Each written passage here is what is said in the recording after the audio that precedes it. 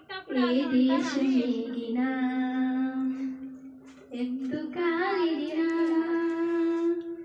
ఏ దేశమేగినా ఎందుకాలినా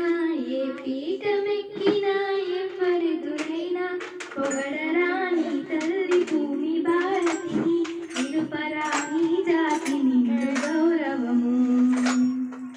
రాయప్లోరన్నాడు ఆనాడు అది మరిచిపోవద్దు ఏనాడు పుట్టింది నీ మట్టిలో సీత రూపు కట్టింది